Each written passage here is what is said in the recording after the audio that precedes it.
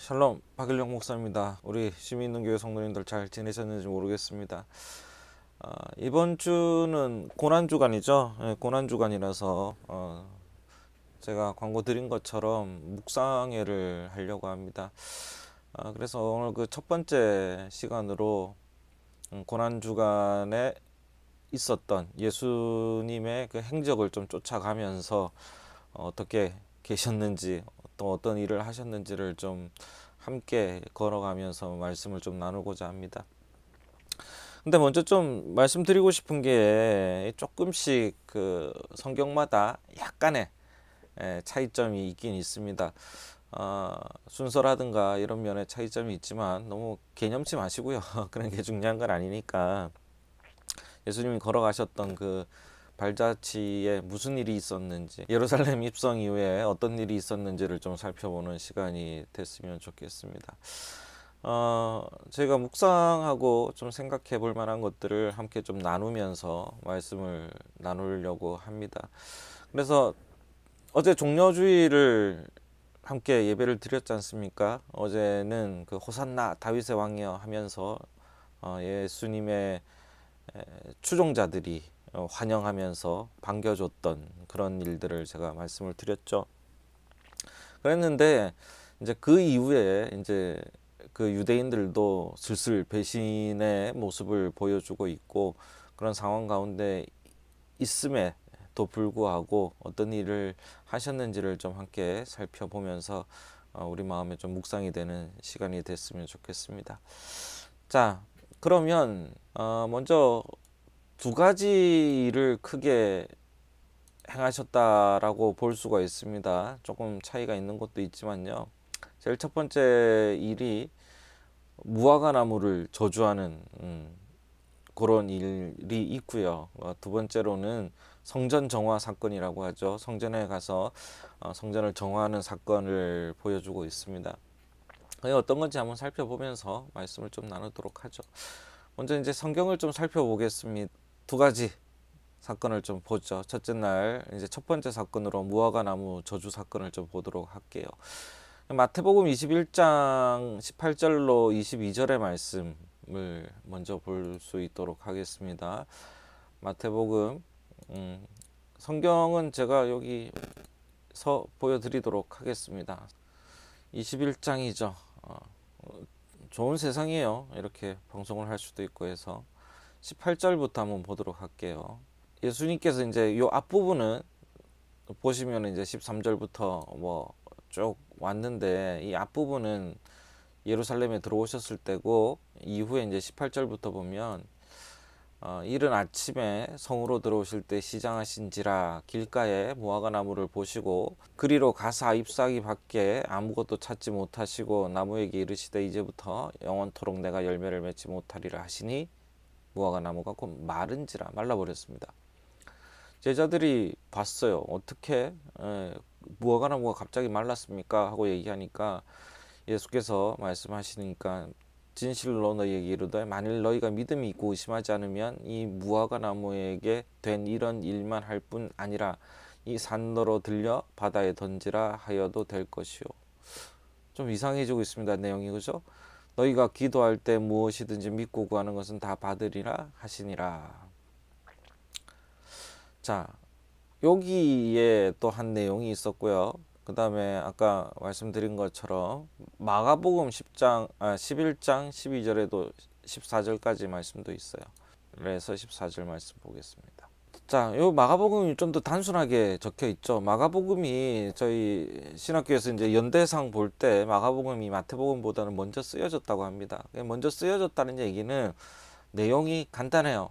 그리고 직설적이고 뭐 부가나 첨부를 좀 하지 않았다라는 모습으로 보이기도 한데 요즘이 아니죠. 이제 오래된 학설 중에서는 아니다. 마태복음이 먼저 쓰였다라고 말씀하시는 분들도 계십니다. 뭐 학설에 따라서 좀 다르지만 일반론적으로는 마가복음이 먼저 쓰여졌다라고 보여지는 점이 강합니다.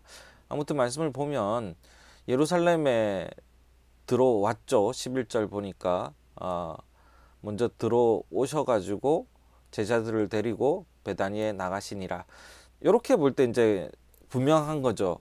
종려주일 날 예루살렘으로 들어오신 것이고, 그 다음에 베다니로 가셔서 계시고, 12절에 보니까 그 이튿날이라고 명확하게 얘기를 하고 있죠.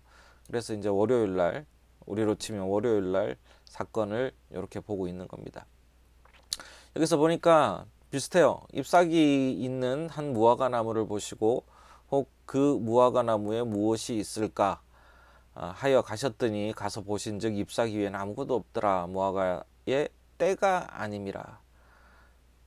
이 무슨 얘기냐면 이 무화과가 열릴 시기가 아니라는 거죠. 자, 이런 상황에서 예수께서 나무에게 말씀을 하십니다. 이상합니다. 뭐라고 얘기하냐면 영원토록 사람이 너에게서 열매를 따먹지 못하리라 하시니 제자들이 이를 듣더라. 갑자기요. 그 다음에 이제 15절부터 성전 정화 사건이 이제 바로 나오는데, 자, 조금 이상하지요. 근데 이 뭐 비평적으로 보면은 좀 복잡해지니까 이제 단순하게 우리가 묵상하는 의미에서 그 의미만 좀 짚어볼 수 있도록 하겠습니다. 이 그림처럼 예수님께서 이튿날 예루살렘에 들어가서 이튿날 무화과 나무에 가셨어요. 가셔가지고 시장하셨더라라고 이제 표현을 하면서 이제 저희에게 얘기하고 계신데, 왜 예수님께서 이상한 일을 하셨을까라는 질문을 가지게 되는 사건이 여기 일어나는 겁니다. 도저히 이해가 가지 않는다라고 하는 사람들도 많거든요. 무화과나무가 맺힐 때가 안 됐는데 무화과나무 보고 열매를 왜 맺지 못하게 하느냐라고 얘기하는 것은 좀 어불성설이죠. 지금 뭐 예를 들어서 저희가 씨앗을 심어 놓고 나가가지고 왜 씨앗에 열매가 안 열렸어? 하루 만에 나가서 때가 안 됐는데 그런 얘기를 했다면 그건 제정신이 아닌 사람이죠. 그래서 이 예수님의 이야기를 예수님께서 뭐 많이 피곤하셨나? 뭐 이런 생각을 가진 사람들도 계실지라고 믿습니다만, 이런 이야기들에 대해서 저희들이 한번 고민해보고 생각해 봐야 된다는 얘기입니다.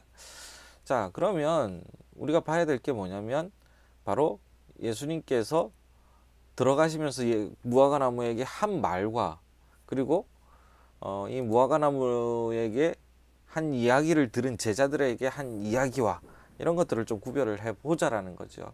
우리가 먼저 좀 전제하고 가야 될 게 뭐냐면 이 예수님께서 하신 일들이 성경에 적혀 있지 않습니까? 이런 것들은 이제 독특한 전제들이 좀 있다라는 거예요. 해석을 할 때 중요한 것이 그냥 이게 하나의 독립된 사건으로 보는 것이 아니라 어떤 해석을 하는 게 옳은가라는 것들은 다 달라요. 어느 게 정답이다라고 얘기하기는 좀 힘듭니다. 힘듦에도 불구하고 우리가 좀 생각해 볼 문제들을 의심하지 않고 넘어간다라는 것이 오히려 더 안 좋은 일이라고 저는 말씀을 드려요. 자, 그래서 묵상이지 않습니까? 이 말씀을 이해하기 위해서는 좀 깊이 생각해보는, 묵상이라는 게 뭐예요? 그냥 그 말을 곱씹고 그 말씀을 곱씹고 되새기고 완전히 즙을 해서 우리가 받아들일 수 있는 그런 것을 묵상이라고 표현을 저는 하겠습니다. 하면서 같이 나누도록 하지요. 무화과나무는 포도나무와 함께 이스라엘의 대표적인 과수 나무입니다. 그래서 이스라엘 백성을 상징하는 의미로 많이 쓰이기도 합니다. 그래서 예수님께서 이 무화과나무에게 얘기했던 것은 어떻게 보면 이 상징적인 면에서 볼 때는 이 무화과나무는 이스라엘 백성에게 얘기한다라는 표현도 될 수가 있고요. 어떤 면에서는 오히려 좀 강하게 얘기하신 것은 바로 그 당시에 있었던 예루살렘에 존재했던 그 오히려 기득권, 유대 기득권들, 그리고 유대인의 그런 전반적인 상황들에 대해서 얘기하는 모습도 있었을 겁니다. 그런데 우리가 좀 더 봐야 될 것은 그냥 무화과나무라는 대표적인 상징성으로 볼 때는 이스라엘 전체 영적인 상태를 표현하고 있는 것으로 보는 게 좀 더 타당하지 않을까라고 생각이 됩니다.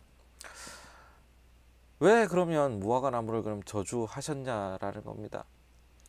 앞뒤 문맥을 따져보면 이 무화과나무 사건을 그냥 갑자기 예수님께서 배고프셔가지고 먹으려고 했는데 이게 열매가 없네, 너 나빠, 이런 식으로 하나의 독립된 사건으로 본다면 완전히 다른 얘기가 되고요. 오히려 아까 말씀드린 것처럼 연결된 사건으로 보아야 한다라는 거죠. 근데 이 이후에 성전 정화 사건이랑 연결돼서 나옵니다. 그 얘기는 이 이야기가 이 마태복음과 마가복음의 기자가 쓰고자 했던 것은 이 두 얘기가 일맥상통한 점이 있다라는 것을 보여주고 있는 것이죠. 성전 정화 사건, 조금 이따가 나올 이 성전 정화 사건에서 나오는 이 이야기들의 전제가 되는, 그리고 하나의 베이스가 되는 사건이 이 무화과 나무에게 하는 이야기이기도 합니다. 그런데 이제 마태복음과 마가복음이 좀 다릅니다. 그건 무슨 얘기냐면, 마태복음에는 무화과나무 이야기가 성전 정화 사건 이후에 나오고, 마가복음에는 그 앞에 나왔다가 그 중간에 성전 정화 사건이 있고 그 이후에 또 무화과나무에게 이야기하는 장면이 나옵니다. 그래서 어느 게 선후다라고 얘기하기는 좀 곤란한 면이 있긴 하겠지만은, 중요한 것은 이 두 사건이 독립된 사건이 아니라는 겁니다. 당시에 유대인들이 절기 때마다 모여가지고 예루살렘 성전으로 가는 게 하나의 그 행사였고, 그 당시에 하나의 중요한 그 신앙의 표현이었던 것은 여러분도 알고 있을 거라고 생각이 됩니다. 예수님께서 하고 싶었던 얘기들이 무엇인지를 바라본다면, 결국 이 열배라는 것이 무엇이냐라는 데 또 한번 초점을 맞춰볼 필요가 있겠죠. 그것이 어떻게 연결되냐면, 그 뒤에 있었던 성전 정화 사건이랑 비교해보지 않을 수가 없다라는 얘기예요. 왜? 아까 말씀드린 것처럼 비슷한 일이기 때문이죠. 그러면 우리가 성전 정화 사건이 어디 있는지 한번 살펴보고 말씀을 좀 나눠볼 수 있도록 하겠습니다. 마태복음 21장 12절에서 17절까지를 보면 또 나와 있죠. 다시 한번 보겠습니다. 12절에서의 말씀을 좀 볼게요. 예수님께서 그 성전에 들어갑니다. 성전에 들어갔더니 매매하는 사람들이 있었어요. 그걸 돈 바꾸는 사람들과 비둘기 파는 사람들의 의자를 둘러 엎으시고, 성격이 있으십니다, 예수님도. 그리고 이르시되 내 집은 기도하는 집이라, 그리고 너희는 강도의 소굴을 만들었다 라고 얘기를 합니다. 그리고 여기 있는 이제 좀 특이한 내용 중에 하나가, 맹인과 저는 자들이 성전에서 예수님께 왔죠. 그랬더니 그 화남에도 불구하고 오히려 고쳐주십니다. 자, 문제는 요 뒤에 있는 이야기들을 좀 살펴볼 것도 있는데요. 대제사장, 서기관, 기득권층을 가지고 있는 유대 지도자들이죠. 이 사람들이 그 일반 백성들이 호산나 다윗의 왕이여 이러면서 예수님을 환영하고 막 이런 모습을 보니까 되게 긴장하기 시작했다, 이런 얘기들이 나옵니다. 그리고 16절에 가니까 16절이 아니라 17절에 가니까 그들이 떠나 성 밖으로 베다니에 가서 거기서 유하시니라 라고 얘기를 하고, 그 다음에 무화과 나무를 본 장면이 마태복음에 이렇게 나옵니다. 근데 마가복음은 좀 달라요. 마가복음을 가보면, 아까 그래서 제가 이 순서에는 조금 차이점이 있다고 말씀을 드렸죠. 마가복음을 가보면 11장 15절에 보니까 무화과나무 얘기가 먼저 나옵니다. 무화과나무 얘기가 먼저 나오고 15절부터 성전 얘기가 나와요. 아까 그 베다니는 12절에 그 앞에 나와요. 앞에 베다니 얘기가 나와서 순서가 좀 다르지만 너무 중요하게 여기지는 마시고 내용을 좀 보도록 하겠습니다. 자, 예루살렘으로 다시 들어와서 성전에 들어가니까 여기에도 비둘기 파는 자들이 있었던 거예요. 돈 바꾸는 자들이 있고, 이걸 다 뒤집어 엎으셨습니다. 그리고 17절에 같은 내용이 나오죠. 만민이 기도하는 집이라, 이런 얘기를 하시면서 화를 냅니다. 그리고 18절에 보니까 아까 얘기했던 대제사장과 서기관들이 마음에 좀 불안한 거예요. 너무나 큰 영향력을 행사하고 있다는 것을 보이니까 어떻게 하면 없앨 수 있을까, 이런 생각을 하게 되는 그런 계기 중에 하나이기도 합니다. 그리고 난 다음에 그 다음에 또 20절부터 무화과나무 얘기가 나옵니다. 마태복음에는 무화과나무를 저주하니까 바로 말랐는데, 여기는 이제 그들이 아침에 지나갈 때 이야기들이 새로 나옵니다. 무화과나무가 말랐다라고 얘기하니까 24절에 기도하고 구하는 것은 받을 줄로 믿으라 하면서 기도에 대한 얘기를 여기서 또 하고 있는 것을 보게 됩니다. 자, 성전 정화 사건 한 군데 더 있습니다. 누가복음 19장에 볼게요.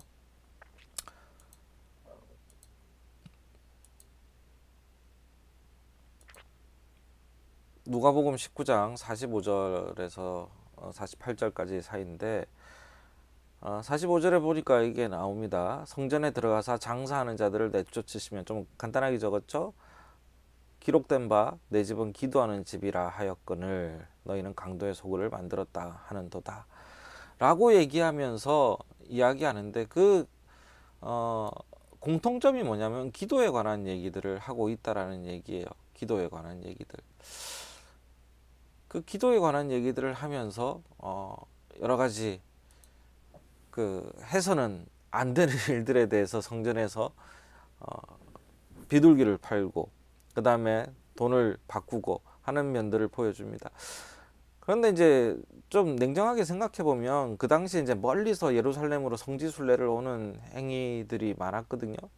그런 많은 일들 가운데서 성지순례를 오면서 이제 불편했던 게 뭐냐면, 화폐도 달랐던 것을 볼 수가 있고, 로마 화폐가 있었고 지역 화폐가 있었지 않습니까? 그걸 바꿀 수 있는 게 성전 안에서 했던 것이고, 그 다음에 비둘기라는 것도 사실은 산제사를 드리고 하지 않습니까? 근데 제사를 드리려면 뭘 잡아서, 옛날에는 완전히 피를 내 가지고 딱 제사를 드리기도 했는데, 멀리서 걸어오지 않습니까? 요즘처럼 뭐 KTX가 있는 것도 아니고 그렇게 걸어오는데 그것을 할 수가 없었던 거죠. 막 어마어마한 그 비둘기를 뭐 데리고 오면 살려가지고 데리고 와가지고 이렇게 하기가 되게 불편했던 겁니다. 그래서 왔던 사람에게 좀 쉽게 예배 드릴 수 있도록 비둘기를 그 안에서 팔았던 겁니다. 자, 뭐 그게 뭐 힘든 얘기고 어떻게 보면 합리적인 부분도 있기도 한데, 그럼 왜 화를 냈냐 라는 데 우리가 초점을 둬보면, 너무나 가식적인 영적인 상태가 되어 있던 것이 바로 이스라엘 사람들이라는 것을 이야기하고 있다라는 사실인 거죠. 하나님께 예배하고 하나님께 제사 드리고 하는 것이 가식적인 상황 속에서 보여지는 그런 상태였다라는 겁니다. 무화과나무 얘기를 하면서도 기도 얘기를 하고, 열매를 맺어라 라고 얘기를 하면서도 결국은 기도로 끝나는 모습을 봅니다. 좀 앞뒤 맥락이 안 맞는 것 같지만, 그러면 그 열매라는 것은 우리가 받을 수 있는 기도의 능력, 그리고 그 능력이라는 것은 하나님과 대화하는 기독교의 그 본질적인 것, 그 당시 신앙의 본질적인 것, 개개인이 하나님께 매달림으로 말미암아, 하나님과 대화함으로 말미암아 그 상황들을 이겨나갈 수 있는 힘을 가져야 된다라는 것을 이야기하고 있는 부분이 바로 예수님의 모습이 아니었나라고 생각이 됩니다. 지금 우리의 상태로 끌어와서 생각해 보면, 우리가 예배드리고 우리가 교회 나오고 우리가 함께 하나님 앞에 엎드려서 하는 이 모든 행위를 예수님께서 보신다면 이같이 가식적인 모습이라고 얘기할 수도 있는 부분이 있다라는 겁니다. 성경의 과거에 있었던 옛날 얘기가 아니라 우리에게 와서 그 고난 주간, 이제 앞으로 예수님께서 얼마 남지 않은 생애를 마무리하는 단계에서 하셨던 일들이, 성전을 정화하고 무화과나무를 이야기했다기보다는 우리에게 하시는 말씀은 뭐냐면, 믿는 자들의 본분은 하나님과 대화하고 하나님께 엎드려서 기도할 수 있는 마음을 가지는 것이 중요하다라는 얘기를 하고 계시는 겁니다. 사랑하는 우리 쉼있는교회 성도 여러분, 오늘 묵상회를 가지면서 이제 조금 어색하기도 하고 제가 이 다루는 것이 좀 힘든 상황일 수도 있겠지만, 오늘 우리가 봤으면 하는 점은 바로 예수님께서 하시는 그 이야기들을 살펴볼 때 우리에게 하시는 말씀이 뭔지를 좀 봐야 된다는 겁니다. 우리가 가식적으로 주님을 믿고 있지 않는가? 가식적으로 하나님을 바라보고 있지 않은가? 가식적으로 우리가 삶 속에 놓여 있지는 않은가라는 것들을 우리가 한번 보면서 좀 새로운 마음으로 이 고난 주간을 보내는 여러분들 되셨으면 좋겠습니다. 그래서 이 쉼이 있는 교회라는 자체도 하나님께 기도하는 공간, 주님이 말씀하셨다면 그 말씀하신 것은 하나님과 대화하는 공간, 하나님을 만날 수 있는 그런 공간이 되어야 하는 것이겠죠. 오늘 그런 마음으로 말미암아 이제 하나님 앞에 우리가 가식적인 면이 있다면 회개하고 하나님 앞에 엎드려서 이제는 하나님이 원하시는 게 무엇겠습니까? 하나님께 통하는 것, 대화하는 것, 하나님 앞에 기도하는 것이겠죠. 그 기도하는 것을 먼저 우리 마음속에 가득 안고 오늘은 하나님과 좀 깊은 대화에 빠질 수 있는 그런 고난주간의 월요일, 날짜로는 둘째 날이죠. 둘째 날이 되시기를 주 이름으로 축원하겠습니다. 이제는 좀 기도하는 시간을 좀 가질 수 있도록 하겠습니다. 짧은 시간이 될 수도 있지만 우리가 하나님 앞에 좀 기도하는 시간을 가지고 오늘 말씀하신 것처럼 하나님 앞에 가식적이지 않고 하나님 앞에 진실한 저희가 될 수 있도록 함께 기도하시길 바라고요. 그리고 예수님의 마음을 알 수 있도록 조금이라도 느껴야 되지 않겠습니까? 고난주간에 예수의 마음을 느낄 수 있도록, 그리고 기도하는 마음이 많아지도록, 또한 우리가 항상 기도하는 우리의 가정과 이웃을 위해서, 또 교회를 위해서, 이 땅의 평화를 위해서 함께 기도해 주시길 바랍니다. 특별히 미얀마 사건이 아니죠. 미얀마 사태를 보면서 너무나 마음이 아프지 않을 수가 없습니다. 이게 과연 21세기에 일어날 수 있는 일인가 싶기도 한데 그들을 위해서 또 함께 기도해 주시기를 부탁드리겠습니다. 한 5분 정도 제가 음악을 틀어놓을 수 있도록 할 테니까 여러분 좀 각자의 자리에서 적어도 이 시간만큼은 좀 기도할 수 있는 시간이 되었으면 좋겠습니다.